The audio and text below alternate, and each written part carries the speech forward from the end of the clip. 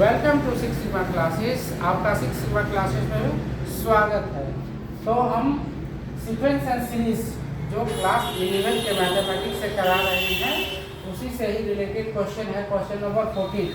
पिछले पार्ट में मैंने क्वेश्चन नंबर 30 तक कराया है। ये क्वेश्चन नंबर 14 है जो कि फाइबोनाची सीक्वेंस से रिलेटेड है। फाइबोनाची सीक्वेंस जो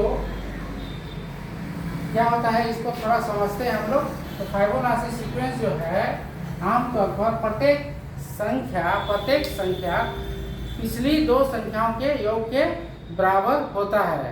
ये आमतौर पर 0,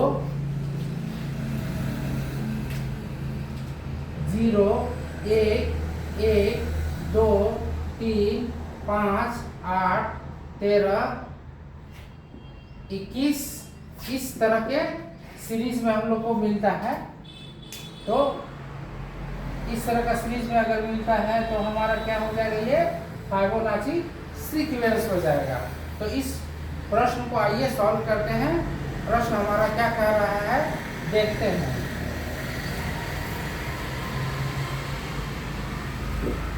The Fibonacci sequence is defined by 1 is equal to A1 equal to A2 and इसका जनरल टर्म दिया हुआ है an is equal to a n minus 1 plus a n minus 2। Condition हमारा n is greater than 2 है। हम लोग को निकालना है find a n plus 1 upon a n for n equal to 1 2 3 4 5। तो सबसे पहले हम लोग का जनरल टर्म क्या है, गिवन है हमारा। गिवन क्या है उसको देख लेते हैं हम लोग। गिवन है 1 equal to a1 equal to a2। इसका जनरल टर्म हमारा क्या दिया हुआ है, a n minus 1 plus a n minus 2 इस प्रकार दिया हुआ है। तो हम लोग को क्या रखना है यहाँ, a1 a2 का वैल्यू हमको तो पता है, a3 का पुटिंग n इक्वल टू 3 4 5। तो हमारा यहाँ रखते हैं a3 निकल जाएगा। a3 क्या हो जाएगा, यहाँ 3 minus 1 होगा प्लस a 3 minus 2। तो हो जाएगा हमारा क्या हो जाएगा, a2 प्लस a1 हो जाएगा और a1 और a2 का वैल्यू हम लोग का कितना है, 1 है, a2 हो जाएगा। सिमिलरली a4 हम लोग निकालेंगे तो क्या हो जाएगा हमारा, क्या हो जाएगा, यहाँ इस जनरल टर्म रखेंगे तो a3 हो जाएगा।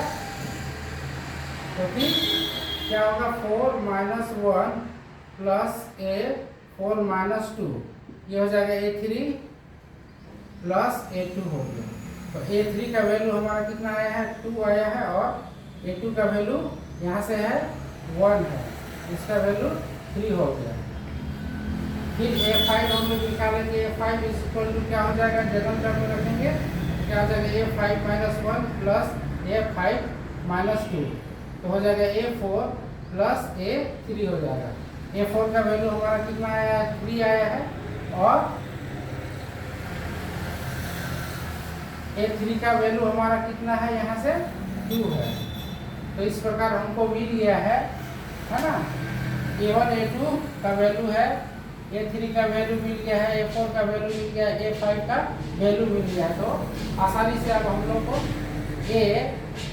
an प्लस 1 अपॉन an का वैल्यू हम लोग निकालेंगे। तो अब नाउ हम लोग को पहला निकालते हैं n इक्वल टू 1 के लिए क्या हो जाएगा हमारा, an प्लस 1 बाय an, इसमें रखेंगे n equal to 1 that is ये क्या हो जाएगा हमारा 1 रखेंगे तो यहाँ a2 बाय a1 हो जाएगा। और यहाँ a2 बाय a1 और a2 का वैल्यू कितना है, 1 है। तो 1 बाय 1 इक्वल टू 1 हो गया। n इक्वल टू अगर 2 रखेंगे तो यहाँ हमारा इस जनरल टर्म में क्या निकल जाएगा हमारा, 2 प्लस 1 3 a3 बाय a2 हो जाएगा। तो इसका वैल्यू क्या है हमारा, a3 हमारा क्या है यहाँ पे वैल्यू 2 है और a2 हमारा कितना है, 1 है। ये हो जाएगा तुम्हारा 2 हो जाएगा। फिर n इक्वल टू 3 रखेंगे तो जनरल टर्म में हमारा क्या आएगा, 3 प्लस 1 4 a4 बाय a3 होगा। तो हमारा क्या हो जाएगा, a4 का वैल्यू हमारा क्या है, यहाँ से 3 है। और A3 का वैल्यू हमारा 2 है, तो 3/2 आ गया। n इक्वल टू 4 रखेंगे तो क्या हो जाएगा, A5/A4। A5 हमारा क्या है, यहाँ से A5 5 है और A4 हमारा यहाँ से क्या आया है, 3 है। ये हमारा निकल गया A। n इक्वल टू 5 रखेंगे तो यहाँ क्या निकल के आएगा,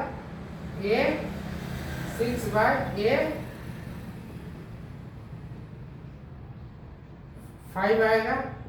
A6 हम नहीं निकाले यहाँ से, A6 का वैल्यू जनरल टर्म में रखेंगे तो A6 इज इक्वल टू क्या हो जाएगा, यहाँ पे A5 plus A5 minus 2 A3 हो जाएगा।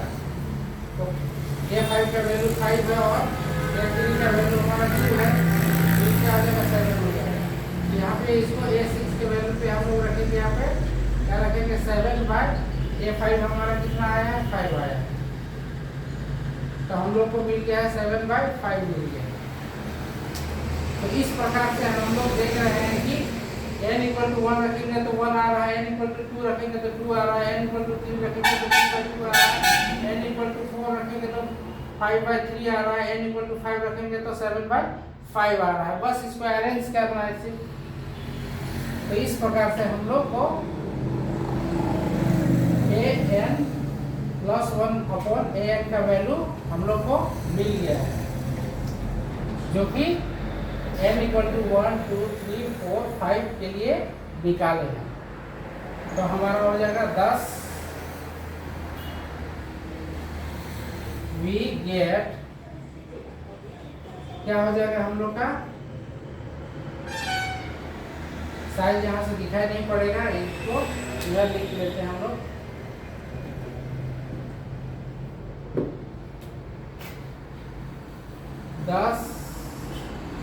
we get sequences are present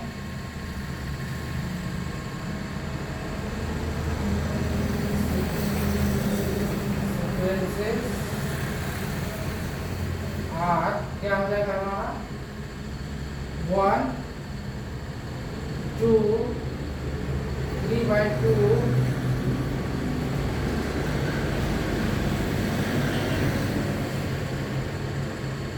1 1